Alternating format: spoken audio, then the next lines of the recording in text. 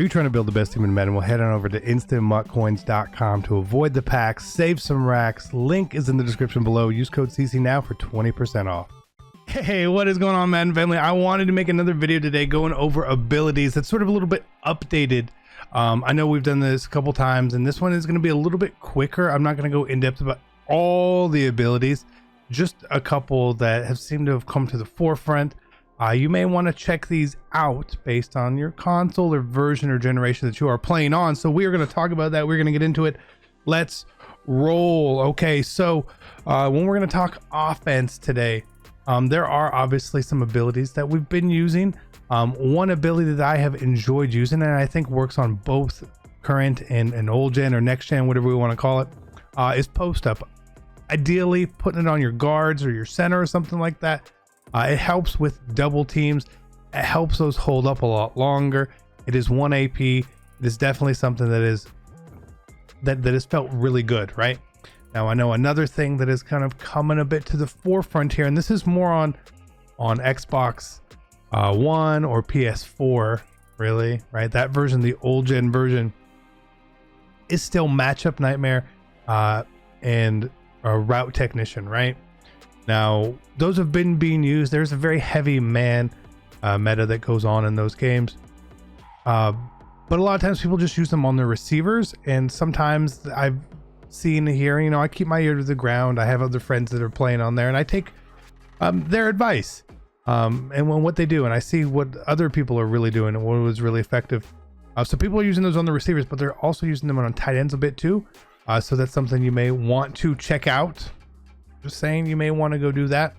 Additionally, obviously, the obvious here, Gunslinger is still good. It is still worth whatever the AP is. Obviously, based on your offense and how many AP you have, will sort of depend on the quarterback that you're going to run with, whether it's a Vic, a Josh Allen, Gannon, or whoever it may be, right?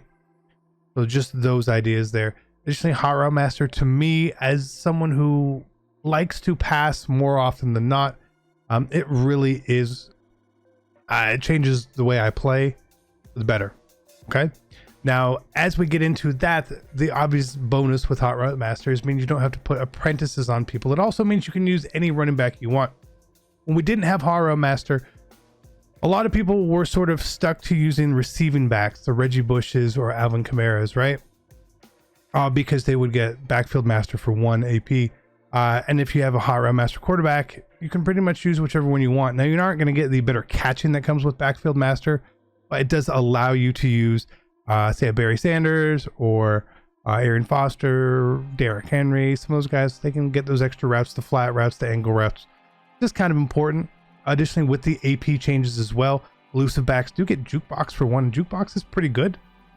So you may want to use that. I have likely been using it as sort of that, oh, I only have 11 AP in use, let me use jukebox is the extra 1, right?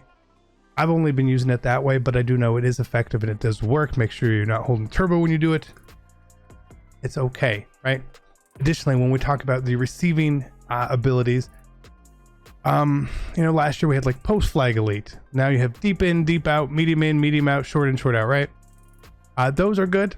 They are definitely good. But you need to make sure that whichever receiver you are putting it on and the routes you are normally throwing them on, they sort of align correctly. You don't want to be wasting AP because those can get expensive if you're using a couple of them. So make sure that you are finding that it activates on the routes that you throw to that receiver, right? If you have a receiver who's always on a corner route, test the ability out, see if is it mid out, is it deep out for this particular corner route, test it to see which one lights up best for you, right? And then use that one.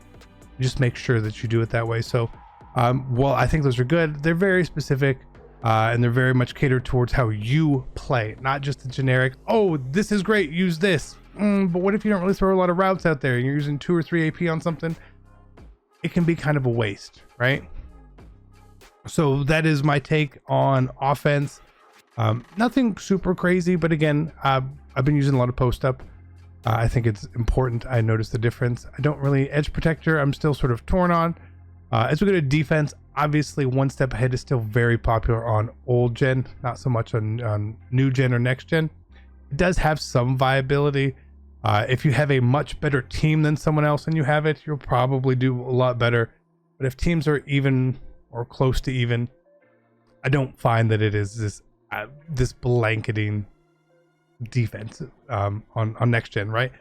Additionally, I have been using obviously the zone KOs, short, mid, deep, whatever it may be. A lot of people are using mid zone KO. It just depends. You can get them for 1, and I normally have my players in the normal zones that they're normally in. If someone's in deep, I put them in a deep. If they're in a flat, I put them in a flat. You know, I don't change up too much. But one big thing, and the biggest thing for me on defense that I am seeing is the addition of specific archetype pass rushers, power rushers, or run stopping rushers. Someone like JJ Watt, he's a run stopper. Kevin Carter here, he's a power rusher. They get run stopper really easily for 1, and I feel like that matters. I feel like JJ Watt and Kevin Carter have played absolutely so much better than my other D linemen. Now I also run inside stuff on them because it is only 2 points for them, 2 AP, as opposed to 3 on speed rushers and stuff. And I feel like a lot of time the difference in pass rushers is fairly negligible. So if I can use pass rushers that will fit my scheme, provide me with the most additional AP, that's where I want to go. So your Kyle Williams, Kevin Carter, JJ Watt, I think they have a lot more value than people have ever given them credit for, especially because the AP, all these other guys, everyone can get edge threat, double or nothing, all that sort of stuff that happens, right? And that is good as well, but I think that these are important too, and I think it's sort of understated. Maybe more so on next gen than old gen, right? That could definitely be the thing. Additionally, with Acrobat, the AP went up on Acrobat. That made me not like it as much. Now on corners, it's still 1. That's cool. Everyone else for 2, I don't feel like it's as good for 2, right? I feel like I was okay with 1 because it might make a play, it might not. But for 2 AP, an ability that I felt like swatted a lot of balls down that should have been caught would irk me a lot. So that's why I've kind of moved away from Acrobat on my safeties. I don't really use linebackers. So that's sort of the big thing there. So if we look and see how I did this, right? I wanted to make sure you need to use all your ability points here. For example, here on this team, right? We use Lawrence Taylor as a pass rusher. Again, double or nothing. A lot of people still use that. Mr. Big Stop starts 3rd or 4th down with half your pass rush points. Okay, just so if we get to that point, maybe like that 1 key stop, especially in these games, could be really crucial, right? Again, using a mid-zone KO on someone like Sherman, mid-zone KO on Weddle. Again, you could use deep or short there. And then the pass rushers right here. Again, inside stuff and run stopper on both these guys. Shed attempts are free. If you don't know how the sheds and pass rush and all that works, they have these little bars, and every time they try to attempt to shed, it goes down, right? And it goes down and it goes down and it goes down.